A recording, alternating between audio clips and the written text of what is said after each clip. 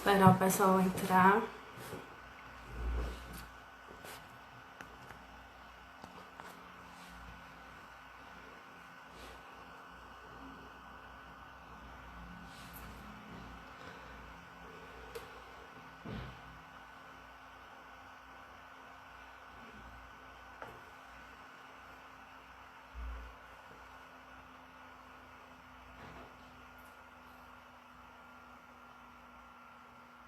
Boa noite, gente. Deixa eu esperar mais gente entrar pra gente começar.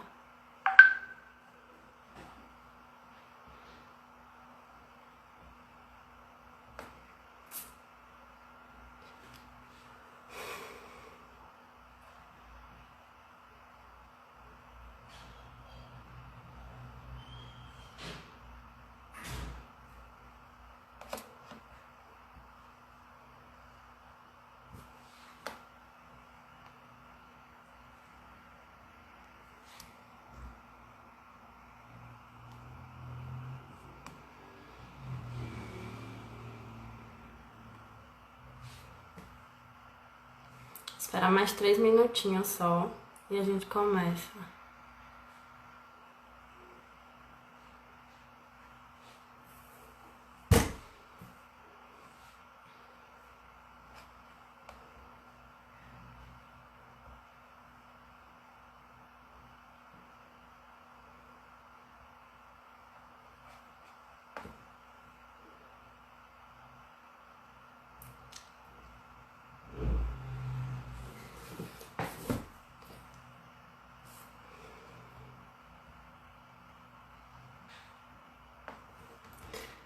Bom, vocês que já estão aqui, querem convidar os amigos, tem um aviãozinho aqui no cantinho que vai direto pro direct e vocês podem selecionar as pessoas que vocês querem convidar para essa live.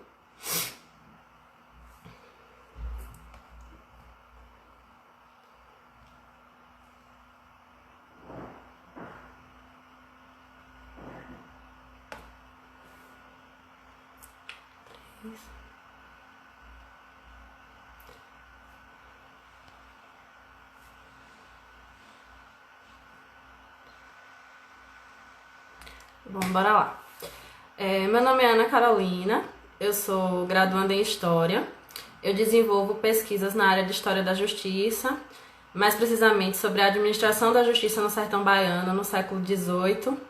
Felipe Moreira me desafiou aqui para mediar essa live em um tema assim que eu ainda não estou muito inserida, mas vamos lá. Para quem não sabe, a História da Escravidão tem um site, inclusive nesse site tem PDFs de dissertações, teses, tem um acervo iconográfico também, com vários mapas e imagens sobre a escravidão. Hoje a nossa convidada é a professora de História da África do Campus 10, da UNEB, Raiza Canuta. Ela é doutoranda em História Social pela UFBA. E o tema da live são os arranjos familiares de africanos na cidade da Bahia no século XVIII. Deixa eu convidar ela aqui.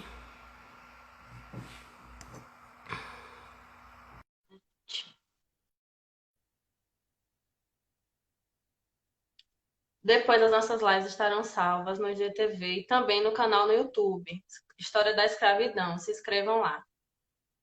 Vocês estão me ouvindo direitinho? Olá, Olá, boa noite, tudo bom? boa noite. Boa noite a todas, a todos presentes.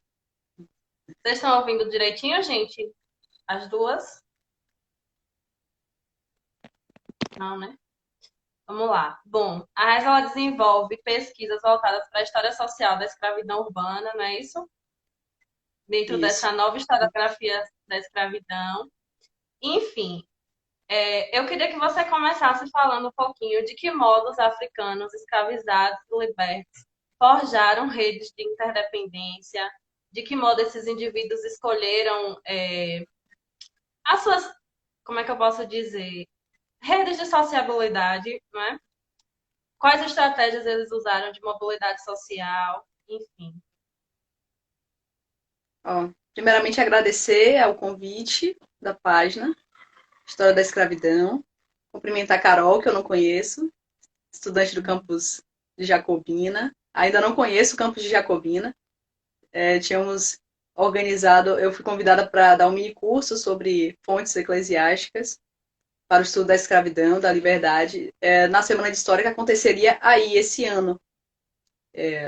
Mas uma professora que eu esqueci o nome dela, mas agora ela estuda Sertões também, uma professora que teve um bebê recentemente.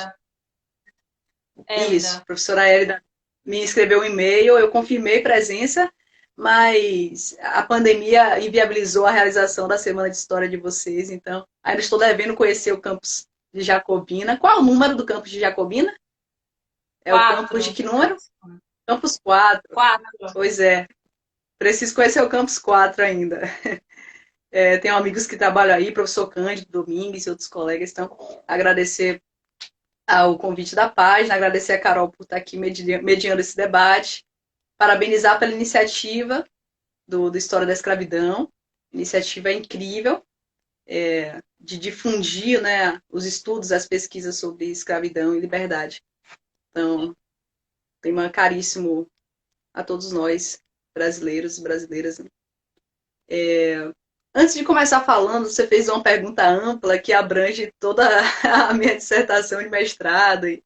Eu gostaria de começar situando alguns aspectos, né? Talvez, como na minha página tem estudantes de história, mas tem estudantes de outras áreas, tem colegas de outras áreas de atuação, das ciências humanas e outras áreas.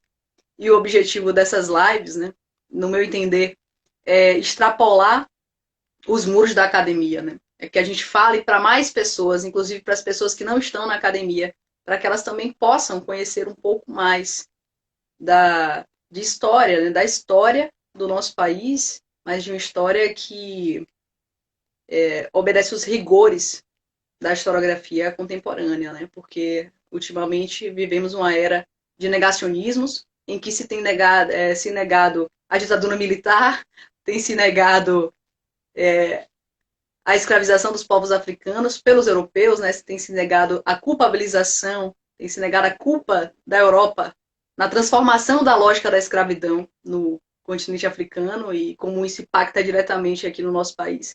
Então, é de fundamental importância que a gente venha discutir esses temas para além dos muros da academia e que a gente possa levar ciência mesmo, né? E de um modo mais palatável, de um modo mais... Então, eu vou tentar fazer uma fala aqui mais fluida do que eu falaria para especialistas em história. Mas não tão fluida que os especialistas em história se sintam entediados. O objetivo é esse, né? Equilibrar aqui. Agradeço a todo mundo que está presente, está entrando aí na live. Então, vamos começar pensando por que história da escravidão urbana, por que africanos em Salvador no século XVIII especificamente, né? É preciso pontuar que eu começo as minhas pesquisas sobre escravidão e liberdade no ano de 2009, quando eu iniciei os estudos como bolsista de iniciação científica de um projeto que estudava africanos em Salvador no século XVIII. Né? O projeto do professor Carlos Eugênio Líbano Soares. É um projeto chamado Angola Beira Bahia, africanos de nação Angola na cidade de Salvador no século XVIII. Então, o objetivo do professor Carlos Eugênio, à época, era fazer um levantamento demográfico, em primeiro momento, de todos os africanos e africanas de nação Angola, habitantes da Salvador, do século XVIII. Dentro desse projeto, ele trabalhava com 3 tipos de documentação. Os seus bolsistas de iniciação científica trabalhavam com 3 tipos de documentação. A documentação de batismo, né, que era realizada, obviamente, pela Igreja Católica, mas não apenas com as crianças recém-nascidas, mas todos os africanos que chegavam da costa da África eram registrados através dos termos de batismo, com exceção de alguns que vinham da região da África Centro-Ocidental ou África Central. Na época chamava-se região Congo-Angola. Então, os que vinham especialmente de Angola, que saíam da região onde ficava localizado o bispado de Angola, porque a Angola já no século XVII tem um bispado, esses já vinham batizados. Então, na documentação de batismo aqui de Salvador, a gente vai encontrar africanos de outras localidades, de outras nações, né, que é um rótulo do tráfico transatlântico, é preciso chamar atenção. O tempo todo eu vou estar aqui me referindo a africanos de nação Angola, de nação Mina. O que eu estou falando quando eu digo isso? Eu estou falando que esses africanos receberam um rótulo mesmo, como se fosse um produto, porque de fato o tráfico transatlântico fez isso com seres humanos, né, transformou pessoas em produtos. Então, o rótulo do tráfico transatlântico, que se referia de modo genérico a macro-regiões de origem. Então, quando a gente fala Angola, Angola hoje é um país, mas é uma região muito ampla, que possui diversos reinos no período colonial. Então, você tem o reino de Kassange, você tem Luanda, você tem várias outras localidades em Angola. Então, quando eu falo Angola, eu estou falando da macro-região de origem que esses africanos receberam com esse rótulo. É a mesma coisa Mina, africano de nação Mina. Mina se refere a toda a região da costa da Mina, região da África Ocidental. Atuais Togo, Benin e Nigéria. Aquela ali é a costa da Mina. Então, são denominações genéricas. A gente não consegue aprender exatamente de que localidade, de que reino, de que etnia. É muito raro a gente saber a etnia específica de um africano que chega aqui via tráfico transatlântico.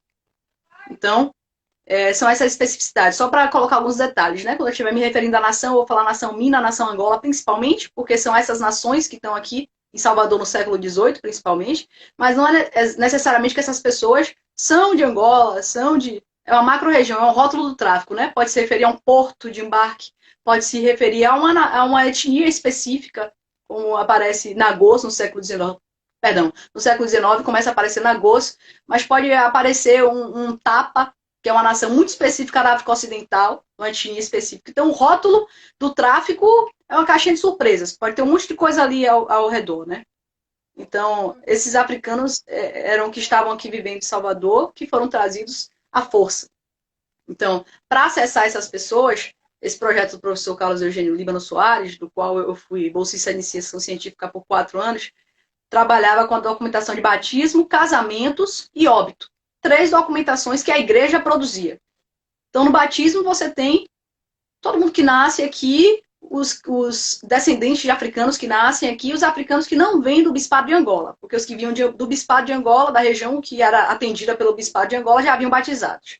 No casamento, você tem quem casou, e era a minoria da população da América Portuguesa. Não só africanos, mesmo a população branca, mesmo a população de cor, com todas as matizes que tem aí dentro, se acessava pouco o casamento católico. Né? E o óbito, que a gente espera que todo mundo que morreu esteja lá no termo de óbito. Então, de todas as documentações, essa é a mais completa. Né? Porém, é uma documentação pouco utilizada ainda, uma documentação que tem junto à igreja e tem junto à Santa Casa de Misericórdia, é o livro do Banguê, que é um livro específico para escravizados que morreram, né? Um livro de registro de óbito específico de escravizados. Então, essas 3 documentações eram trabalhadas pelo professor Líbano e cabia a mim, como bolsista de iniciação científica, trabalhar com os casamentos. E aí, eu fui investigando aquilo e primeira novidade, né? Poxa, africano casava na igreja? Por que africano está casando na igreja? Por que essas pessoas que vêm de um outro continente, com outras orientações cognitivas, com outras formas de organização social, de organização familiar, de organização matrimonial, por que essas pessoas chegam aqui e aderem ao casamento católico? Quais os significados dessa adesão ao casamento católico para esses sujeitos, para essas mulheres e esses homens? Por que eles aderiam a esse casamento? Então, essa pergunta me motivou por anos e deu origem à minha dissertação de mestrado, defendida junto com a PGH-UFBA em 2015. O que mais dizer sobre isso? Casamentos, né? Então, a minha questão-chave, eu estava lá com a documentação de casamento, as perguntas vieram surgindo, né? Eu fui apresentada as fontes concomitante à leitura da bibliografia. Então, o professor me disse, você vai para o arquivo. Eu fui para o arquivo e lia em casa a bibliografia. E uma frase muito emblemática que me marcou era que as fontes dão... a bibliografia dá sede, e o que mata a sede é a fonte. Né? Que é uma metáfora aí jogando com isso. Né? A gente lê os livros, lê sobre período colonial e as perguntas vão surgindo. O que é que responde? Como é que a gente responde essas perguntas? Indo à documentação, indo às fontes.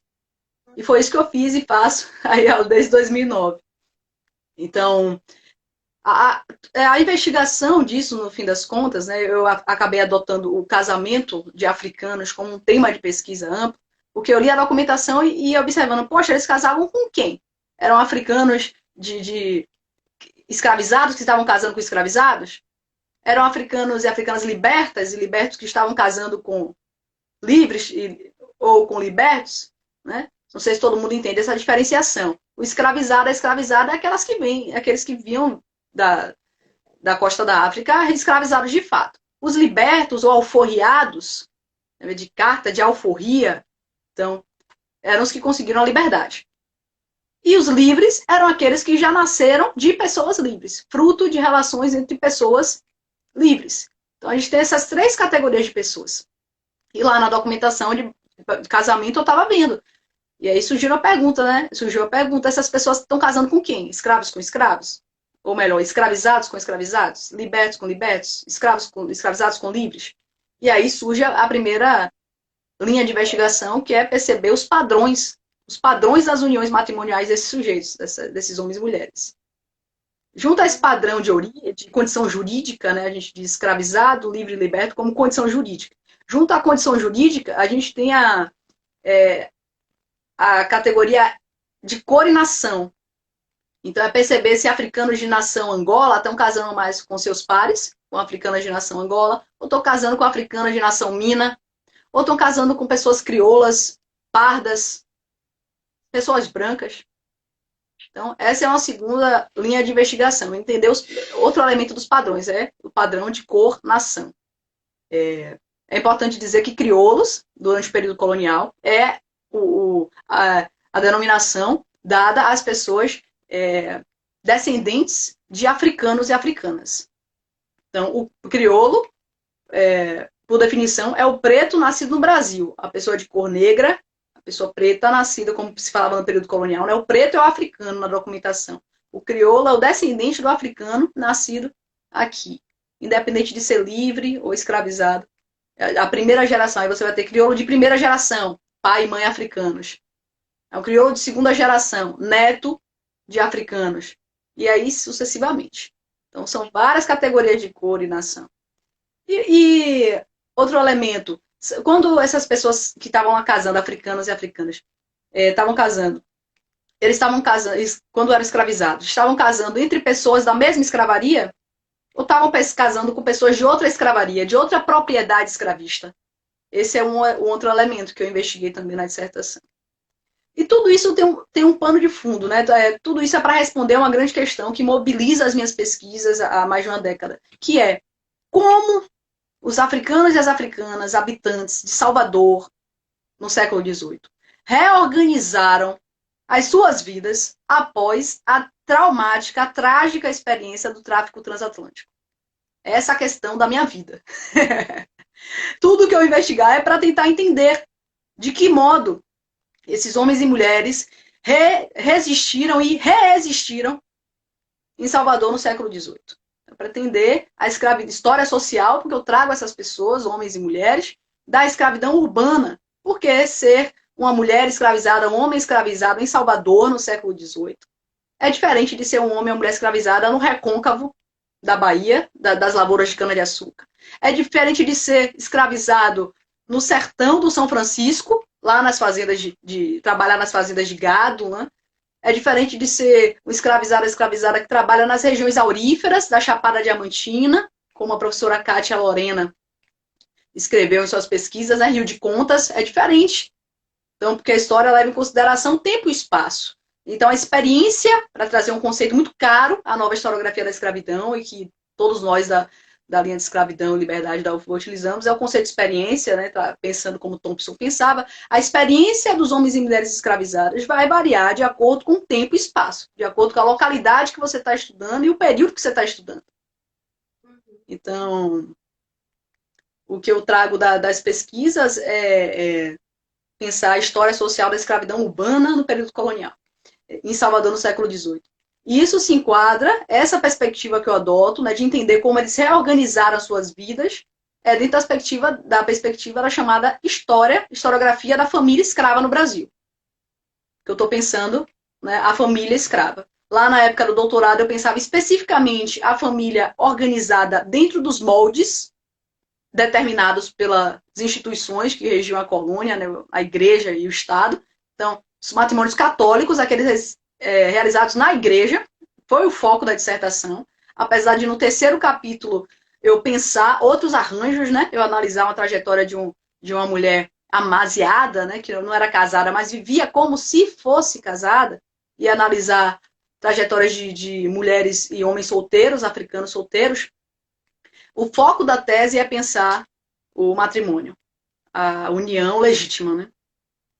E agora, no doutoramento, eu penso para além das uniões formalizadas, eu penso as uniões realizadas, a constituição dos arranjos parentais, né? Arranjos familiares, arranjos parentais, não apenas no âmbito formado no âmbito da Igreja Católica, respeitando as regras da Igreja Católica, mas também as outras formas.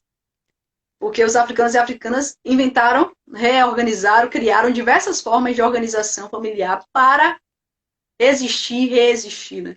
Resistir e reexistir. Quer fazer alguma questão, Carol? Por favor, quem estiver assistindo, tiver alguma questão, quiser nortear, vamos ficar num monólogo aqui. Vão deixando aqui nessa interrogaçãozinha aí que a gente recebe. Bom, eu queria saber se houveram muitas escolhas étnicas dentro desses casamentos que você encontrou. Tipo, povo de origem banto, vamos supor. Não sei, etnias impostas no momento ali do tráfico, ou se eles se localizavam ali para formar pares de outro modo. Sim, esses dados estão no segundo capítulo da minha dissertação, que é um capítulo que pensa muito demografia da história da família escrava, né? Então, um capítulo com tabelas, com muita análise de dados, a partir dos batismos e principalmente dos termos de casamento de Salvador do século XVIII. E de uma freguesia específica, né? As freguesias durante o período colonial, as vilas, as cidades eram divididas em freguesias, regiões de acordo com a organização da igreja, né? Digamos assim, a grosso modo, isso seria uma freguesia. E eu estudei a pontinha da Cidade Baixa de Salvador, atualmente a região onde fica a Igreja do Bonfim. Então, é a Cidade Baixa, né? O finalzinho da Cidade Baixa de Salvador, a freguesia de Nossa Senhora da Penha. Então, na freguesia de Nossa Senhora da Penha, a gente observa os seguintes padrões. Deixa eu dar uma pescadinha aqui, que são muitos números. Então, primeiro pensando na condição jurídica, né? A gente tem 42% de uniões entre pessoas escravizadas, em que o homem e a mulher eram escravizados, um casal de africanos escravizados, 42%. Então, essa é a maioria das uniões que eu constatei na pesquisa era entre pessoas escravizadas. 33% entre pessoas libertas, então um número até próximo, não é uma diferença tão grande, né? 42% de casais cativos, 33% de casais de libertos. E 24,4% de casais mistos, entre pessoas escravizadas e libertas. Então, os africanos e africanas se uniram de acordo com a condição jurídica de todos os modos, com escravizados, com libertos e entre escravizados e libertos. Entre livres é mais raro, né? Essa documentação que eu estou analisando. E entre os cativos, entre as pessoas escravizadas, 63% das uniões foram endogâmicas. O que é isso? Endogamia é um conceito que se refere a uniões formadas dentro de um mesmo grupo de origem. Então, quando eu falar em uniões endogâmicas, eu estou falando que africano de nação mina se casou com africano de nação mina. Que africano de nação Angola se casou com africano de nação Angola. Então, entre os escravizados, 63% se casou assim, dentro do mesmo grupo de origem, né? Entre os libertos, 66% se casou assim, com seus pares. Então, os dados revelam que havia uma preferência por casamentos com pessoas do seu mesmo grupo de origem, essa mesma nação, tanto entre os escravizados quanto entre os libertos. E de todos esses, né, pensando só as mulheres minas, né, só as mulheres minas se casaram 54% das vezes com homens também de nação mina. Já os homens mina, de nação mina, se casaram 80% das vezes com mulheres mina. Então, os homens tinham uma maior predominância nas escolhas de relações entre mulheres africanas da mesma origem. Por que isso, Raíssa? Por que as pessoas estão casando com as pessoas da mesma macro-região de origem? Intuitivamente a gente imagina, né? Então, vocês vão pensar, África Ocidental lá em cima, outras categorias de organização social, outras formas de organização social, outras línguas. A gente está falando de regiões completamente diferentes, se a gente pensar nos troncos linguísticos. Quem está na África Centro-Ocidental, na região de Congo-Angola, pertence ao tronco linguístico banto, né? Das línguas banto. Então, você vai ter o Kikongo, o Kimbundo. Então, outras línguas, né? Já quem está na África Ocidental fala línguas de origem, né, do tronco linguístico sudanesas, né? Essa é uma diferença clássica, né, quando você pensa. Então, são línguas completamente diversas. Né? Mesmo dentro da África Ocidental, você vai ter uma diversidade de línguas entre povos da mesma região. Então, o primeiro elemento é esse: as barreiras linguísticas. Então, você se casa com alguém que fala a sua língua também, naturalmente, pela facilidade de comunicação. Um outro elemento são os critérios, a forma de organização social, os elementos culturais, né? A forma de interpretação do mundo, a gente chama isso de orientações cognitivas, né? São os elementos religiosos que estão ali. Então, a gente observa, tanto entre africanos de nação Mina, quanto entre africanas de nação Angola, uma preferência por uniões formais com pessoas de sua mesma macro-região de origem. Isso é um dado que as outras pesquisas sobre história da escravidão, da família escrava no Brasil já revelam. As pesquisas do professor Robert Slens lá para a região do Sudeste, Campinas, também já falam sobre uniões endogâmicas, apesar de ser no século XIX a pesquisa do professor Robert Slens, né? Assim como a pesquisa da professora Isabel Cristina Reis, professora da UFRB, também é uma pesquisa focada no século XIX. Mas todas as pesquisas revelam, a grande maioria das pesquisas revelam a preferência pelas relações endogâmicas entre africanos e africanas mesmo. Temos uma questão aqui, né, Carol? Deixa eu ler ela aqui. Essa pequena quantidade de pessoas livres na documentação citada pode ser devida à quantidade de pessoas nessa condição civil durante o recorte temporal? Quem perguntou foi a Bem-vinda Teixeira. Já para o século... Muito obrigada pela pergunta, Bem-vinda. Tem alguns elementos aí. A documentação que eu trabalho para perceber essas uniões, obviamente, eu estou estudando casamento e eu trabalho com os matrimônios, né? A documentação de casamentos. E como o meu recorte é um recorte étnico, o que me interessa nas pesquisas são as pessoas africanas, homens e mulheres africanas. Para o século XVIII, o número de homens e mulheres africanas no século XVIII livres, de fato, é bem reduzido. O século XVIII é um século de boom do tráfico transatlântico. Né? Desde o início do século XVIII, final do XVII, início do XVIII, a gente tem um boom da Costa da Mina, no tráfico transatlântico, principalmente por conta da descoberta das jazidas de ouro na região das Minas Gerais. Então, são muitos africanos e africanas que estão vindo dessas macro-regiões. E a gente não tem um número expressivo de pessoas livres no século XVIII, não. Isso aí é para... Eu vou falar aqui a partir da década de 30 do século XIX, né? Que a primeira lei de proibição do tráfico transatlântico está nessa década, né? Depois a gente tem a Eusébio de Queiroz, em 1850, e aí começam depois da proibição do tráfico transatlântico, é que a gente tem a categoria de africano livre.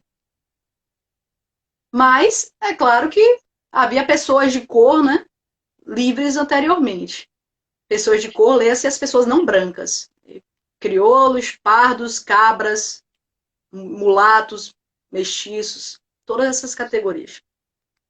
No século XVIII não tem africano, eu não localizei, não tem africano livre no século XVIII. Você pode ter crioulo livre, filho de africanos que conseguiram alforria, por exemplo. Quem nasce de uma mãe alforriada, nasce livre, mas não é africano. Entendem? Então, sim, bem-vinda. A resposta à sua pergunta é sim. Deve-se ao recorte temporal e às conjunturas que estão aí envolvidas. Né? A gente não tem africano livre no século XVIII, não. Pelo menos nas minhas pesquisas nunca apareceu. Crioulos livres a gente até encontra. pessoas de cor, né, pardos, pardas, livres, a gente encontra. Mas africano livre é uma coisa, é um fenômeno do século XIX mesmo. Uhum. Bom, desses africanos libertos aí que você encontrou e que se casaram, adquiriram matrimônio, você percebe ascensão social nesses indivíduos depois do matrimônio?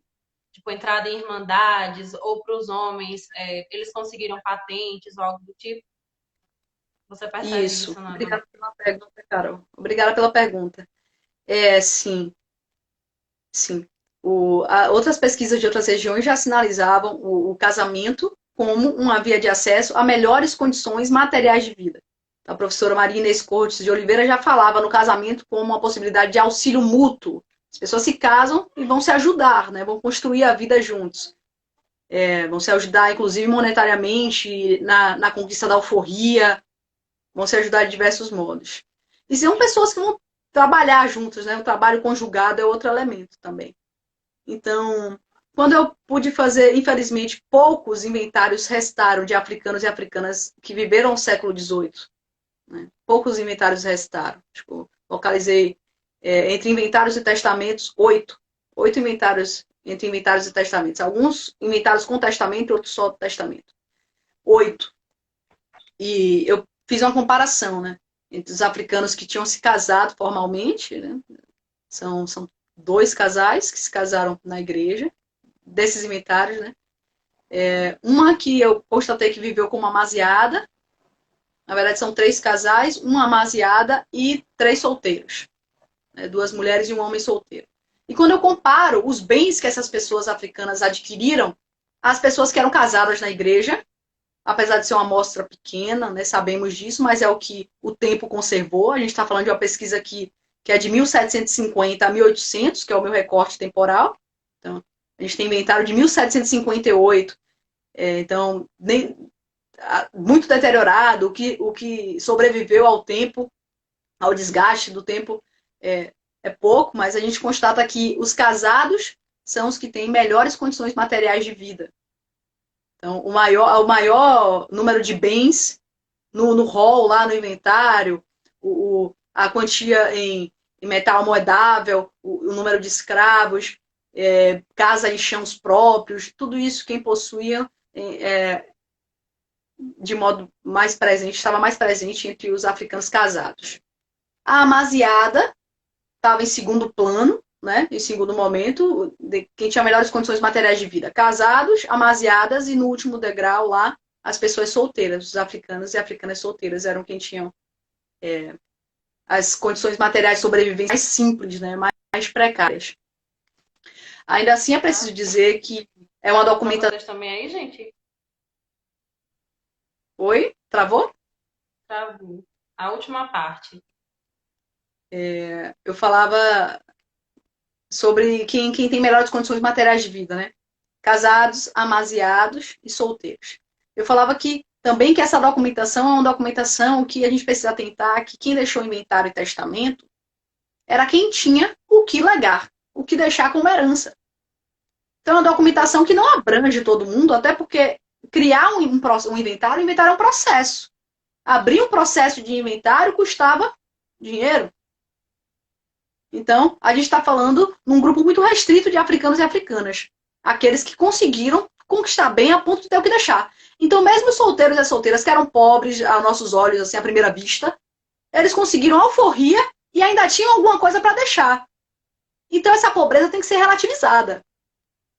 Para um africano e uma africana conquistar a alforria e ainda deixar algum bem de herança, fazer um inventário, um testamento, porque tem o que deixar de herança, ele ascendeu socialmente, ela ascendeu socialmente, economicamente. A gente está falando de mobilidade social e econômica. E é interessante destacar que de todos esses, os que possuíam patentes militares, os que possuíam cargos em irmandades, como juiz, como juíza de irmandade, como cargos de destaque na sociedade, elementos de distinção social. Quem possuía esses elementos? Eram os africanos e as africanas casados. Não que fosse um pré-requisito para se tornar um militar com patente, ser casado na igreja. Mas que ser casado na igreja possibilitava melhores condições de acesso a espaços diferenciados. Então, não há nenhuma legislação que proibisse africanos solteiros de receber uma patente militar, mas muitos dos que tinham patente militar eram casados. Já pensando nas Irmandades Católicas, é óbvio, se você vai ter alguém na mesa diretora da Irmandade Católica, um juiz, um escrivão, e você está na instituição católica, essa pessoa tem que obedecer às regras do cristianismo, do catolicismo. Então, muito pouco provável que uma juíza de irmandade, que um juiz de irmandade, que um presidente de irmandade católica, no período colonial, chegasse a esse cargo sendo solteiro ou tendo uma relação de amaziamento, uma relação informal. Percebe? Então, sim, conquistar esse status social, o status de casado, o que isso representa para esses homens e mulheres que estão no último degrau da hierarquia social? A gente está falando de pessoas africanas no Brasil colonial. São pessoas que são pessoas pretas, né? Pessoas negras, pretas como a documentação trata, né? Pessoas negras africanas, ou seja, estrangeiras, na condição de escravizados. Estão no último degrau da hierarquia social. Como é que eles fazem para ascender de algum modo? Conquistam a alforria, massa. Depois que eu conquistei a alforria, como é que eu consigo mais distinção social? Ou melhor, mais respeitabilidade social? Seguindo as regras ditas pelas instituições de poder na colônia, igreja e Estado. E o que essas regras diziam? Desde o Concílio Tridentino, o Brasil colonial está fazendo muita força, a Igreja Católica e o Estado estão fazendo muita força para as pessoas fazerem o quê? Aderirem ao catolicismo. Casarem na igreja. Então, durante todo o período colonial, há um esforço muito grande da Igreja Católica para fazer com que as pessoas vivam de acordo com as regras estabelecidas por ela. É a instituição mais poderosa do período colonial. Então, os africanos faziam essa leitura do mundo. É claro que faziam essa leitura do mundo. Conquistei a alforria. Como eu conquisto mais distinção social? Vou me casar. E olha que eu não estou nem falando de adesão ao catolicismo. Isso é uma discussão que está lá no meu 3º capítulo. Eu estou falando de adotar esse elemento da religiosidade católica. Se eles de fato eram católicos, é outra discussão, que eu não faço, mas que a gente consegue provocar aqui. Qual é? Tem um autor, um antropólogo, que trabalha com a ideia de princípio acumulativo de crenças. As pessoas que trabalham com religiosidade de matriz africana, que pesquisam esses temas, não gostam muito. Mas desse conceito, né? desse autor, chamado Roger Bastide. Mas o conceito, e ele é antropólogos, sociólogos, criam conceitos, historiadores aplicam os conceitos. Então, a ideia de princípio acumulativo de crenças, para mim, é muito interessante para compreender esse fenômeno dos africanos casados na igreja. Porque não quer dizer que porque o casal casou na igreja católica, que ele não frequente o calundu. Nada impede. Vai ao calundu porque cumpre uma função social na vida dele, na vida dela, africana. E se casa na igreja católica, frequenta a igreja aos domingos, adere aos outros sacramentos católicos, porque aquilo cumpre outra função na vida deles e delas. É sério. Principalmente numa sociedade em que você é subjugado, está no último degrau da hierarquia social, precisa, uma sociedade de aparências, como diz o livro Fragmentos Setecentistas, da professora Silvia Lara, né? Incrível o livro. Então, mostra como as pessoas precisavam de elementos de distinção social, né? Como era interessante para esses africanos e africanas que faziam a leitura do mundo, né? Era preciso sobreviver a essa realidade hostil. Então, na minha leitura, esses africanos e africanas, baseados em outros autores e autoras que estudaram outros períodos, outras regiões, né? Eu constato isso também para o século XVIII em Salvador, a partir da documentação que eu analisei, utilizavam o casamento católico como um mecanismo de mobilidade social, como um mecanismo de respeitabilidade, de aquisição de respeitabilidade social. Então, principalmente para as mulheres, né? Vamos fazer uma análise aí interseccional, pensar raça, classe e gênero. Vamos pensar essas mulheres libertas, o que era ser uma africana em Salvador no século XVIII.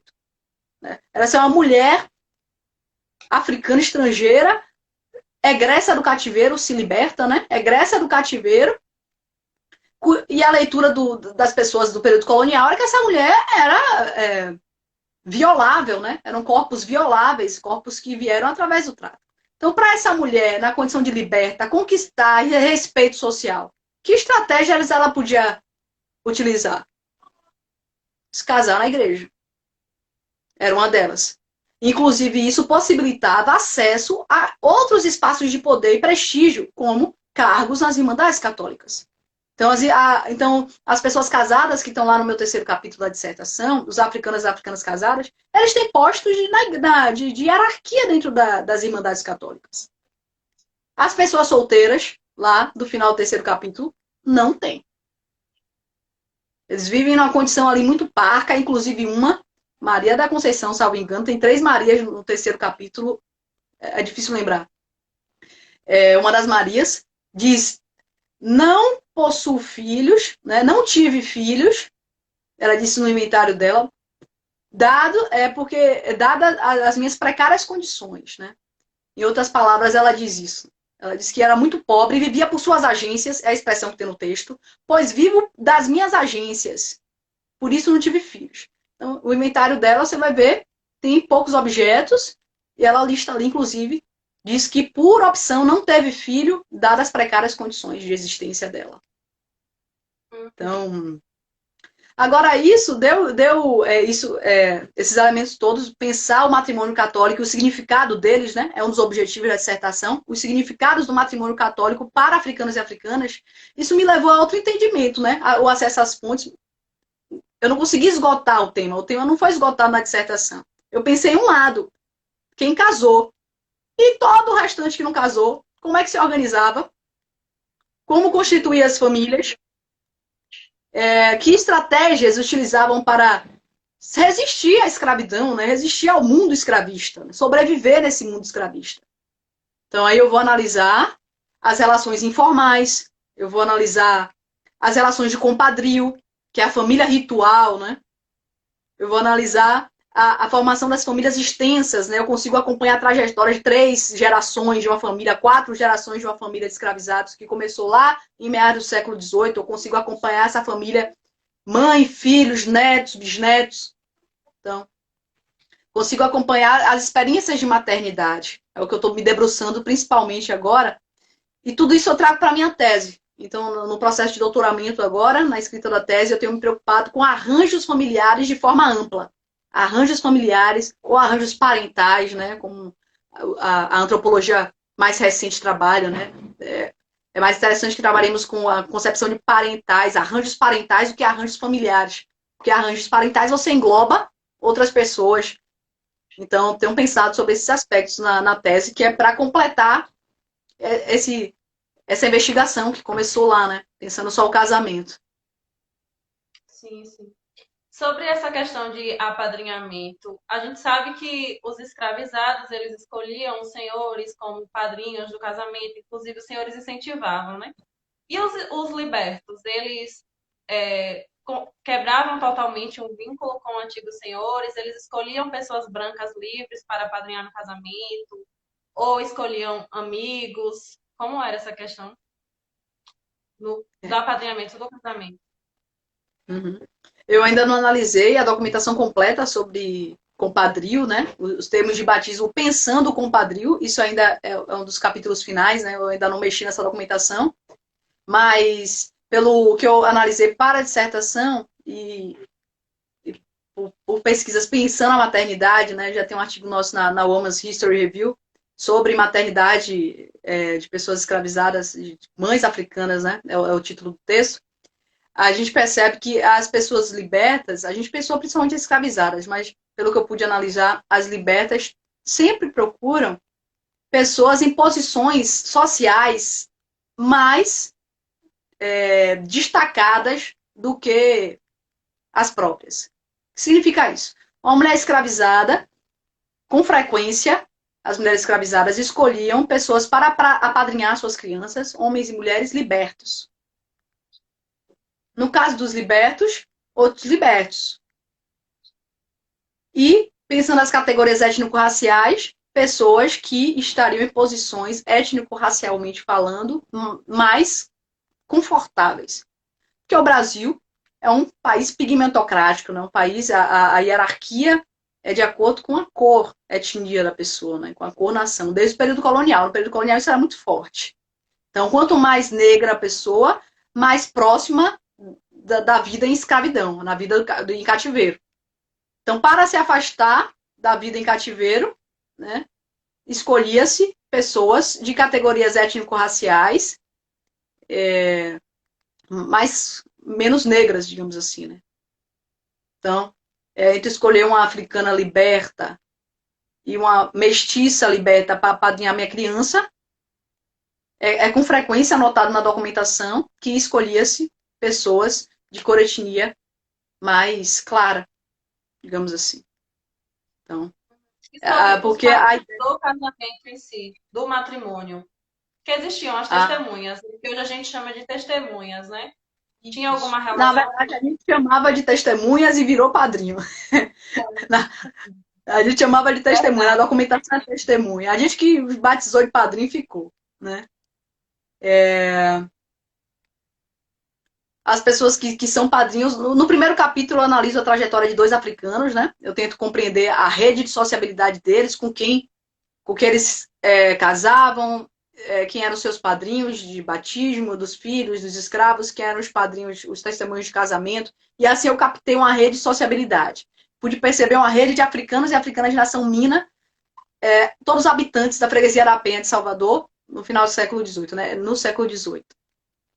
E era com frequência utilizado, não necessariamente aquele africano, eles todos se apadrinhavam. Homens e mulheres africanas estavam ali se apadrinhando. De nação Mina, todos de nação Mina.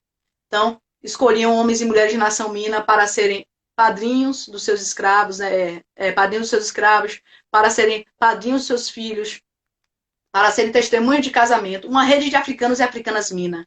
Então, a categoria de origem é um elemento fundamental para pensar isso também. Na questão dos africanos e africanas, né? Está lá no primeiro capítulo da dissertação. Mas os mais acessados, os mais requisitados para serem padrinhos, testemunhas, tudo isso, eram aqueles africanos que tinham destaque, então, social. O capitão Francisco Parreira, que era um capitão de entradas e assaltos, que é um outro nome para se referir a capitão do mato. Então, era um homem africano que tinha uma patente de capitão. Então, tinha um respeito dos pares, né, na freguesia da Penha. Todo mundo conhecia ele. E ele é convidado reiteradamente para apadrinhar, para ser testemunha de casamento. Então, ele está ali o tempo todo sendo requisitado. Assim como Caetano Soares Henriques, que é um liberto. Pela documentação que eu consultei, ele já tinha mais de 40 anos como liberto. Então, era um homem liberto, possuía escravizados, era casado com outra africana, Quitéria, era casado com outra africana, e ele também é requisitado para todas essas cerimônias. Então, esses 2 sujeitos se destacam na Penha. A bibliografia sobre o tema, né, sobre compadrio, já fala sobre escravizado, escravizada, já fala que a quantidade de vezes que uma pessoa é requisitada para estar nessas cerimônias, de batismo, de casamento, para ser testamenteiro, isso é um indicativo do prestígio social que aquela pessoa tem. Até hoje, é comum se escolher para ser o padrinho, a padrinha da criança que nasce, alguém de posição social melhor, né? Se leva em conta um critério de amizade, é claro, mas se leva em conta um critério socioeconômico também, é inegável. No período colonial, isso não era diferente, né? Porque se espera que o padrinho da criança seja alguém que ampare essa criança no momento em que a mãe ou o pai se ausente, venha a falecer. Os africanos e africanas também compartilhavam desse entendimento. Então, a categoria étnico-racial é fundamental. A nação, né? O rótulo de nação é fundamental para essas pessoas se organizarem, né? Aqui em Salvador, no século XVIII também. Sim. Bom, alguém tem alguma pergunta aí para a professora Raíza? Temos tempo, Carol? Quanto tempo temos? Temos 5 minutos. Então, parabenizando Gustavo, parabenizando Pesquisa Linda. Tarcísio Ferreira também está parabenizando pela sua pesquisa. Muito obrigada, gente. Cumprimentar amigos e amigas, colegas historiadores que entraram aí, professor Lucas Campos, colega também, doutorando do PPGH UFBA. Professora Elânia Porto, professora daqui do Campus 10 da UNEB, do curso de Letras. Saudações, Elânia. Professor Henrique, que entrou aí, educador físico, daqui de Teixeira de Freitas. Né? Então, cumprimentar todos os colegas. Se quiser concluir mais alguma coisa da sua fala, encerrar. Então, concluindo, né? Essa investigação sobre africanos e africanas em Salvador no século XVIII tem um objetivo preencher mais páginas, né? Jogar luz sobre a experiência de vida de africanos e africanas que viveram aqui do ponto de vista da história social. Tudo isso busca entender como esses sujeitos sobreviveram à trágica experiência do tráfico transatlântico. Como foi reorganizar suas vidas. Como era reorganizar a vida após a trágica experiência do tráfico. Né? Como foi possível a esses sujeitos? A gente pensa muito a história da escravidão na dimensão do trabalho. Né? A gente sempre pensa as africanas e os africanos como trabalhadores escravizados. Mas essas pessoas tinham uma vida para além do mundo da escravidão enquanto trabalhadores. Essas pessoas casavam, essas pessoas batizavam filhos, apadrinhavam filhos de amigos, essas pessoas tinham uma vivência religiosa, essas pessoas tinham outras dimensões. Então, pensar a escravidão urbana é pensar várias dimensões desses sujeitos. Né? A professora Luciana do Campus 5 aqui, oi Lu, está fazendo uma pergunta. Na Freguesia da Penha você encontra notícias sobre a escravidão infantil? Tem uma pergunta. Na Freguesia da Penha você encontra notícias sobre a escravidão infantil? Olha, Lu, nessa documentação que eu analisei até agora, ela ainda está em curso, eu ainda não localizei diretamente, né? Não localizei diretamente a escravidão infantil. Mas pelas alforrias, Lu, que é uma documentação que eu estou mexendo agora, já desde janeiro eu estou trabalhando mais nessa documentação das alforrias do 18, é muito presente o número de crianças que estão sendo alforriadas ali por suas mães. Eu estou olhando essa documentação para pensar maternidade, né? Maternidade de mulheres africanas. É o que eu tenho trabalhado agora na tese, especificamente. Em um dos capítulos. 1 ou 2 capítulos, talvez. E essas pessoas, na documentação das alforrias, muitas mães estão comprando as alforrias de suas crianças. E se essas crianças estavam na condição de alforriada ali, sendo alforriadas com 8, 10 anos, essas pessoas, né, essas crianças estavam trabalhando ali. Né? Sua mãe é escravizada, ela está numa realidade de escravidão, essa criança está sendo menor, ou de um modo menor ou maior, escravizada. Percebe? Vou ficar atenta a isso, inclusive, Lu. Você está pesquisando sobre isso? Depois me diz, me manda uma mensagem. Vamos trocar essas figurinhas aí. Agora, muito interessante, o nome do artigo. Rapaz, eu escrevo depois que está em inglês. Vamos lá. O que eu ia abordar? Interessante, Lu, é que nos termos de batismo, eu tenho constatado, né, pelo menos tem um caso muito emblemático, de uma mulher africana que está sendo batizada com a sua criança, o seu bebê. Então, na documentação de batismo, o pároco foi lá e registrou, de 1779, salvo engano, essa documentação, esse termo de batismo. Né? O termo de batismo de Joana Gege. Joana Gege, que é uma categoria, né, de nação, né, um rótulo étnico do tráfico. Né? Joana Gege, filha de fulana Gege, de 4 anos, pouco mais ou menos. Então, o que é que esse termo de batismo está me dizendo? Que tem criança viajando no tráfico transatlântico. Que esse tráfico transatlântico está trazendo criança de 4 anos. Porque é uma criança africana. É Gege com uma mãe que é Gege. Quer dizer que essa criança pode ter vindo no navio negreiro com 2 anos, com 3 anos. E está sendo ali batizada com 4 anos, pouco mais ou menos, como disse o pároco, que nem soube precisar a idade daquela criança. Então, eu estou investigando isso também, pensando na maternidade africana, para perceber a presença das mães africanas e suas crianças que já nasceram aqui, que é uma dimensão que precisa ser considerada aqui na escravidão urbana do século XVIII. Né? Ontem aqui a gente tem se debruçado. Nosso tempo está acabando, imagino. Estou deixando você concluir aí.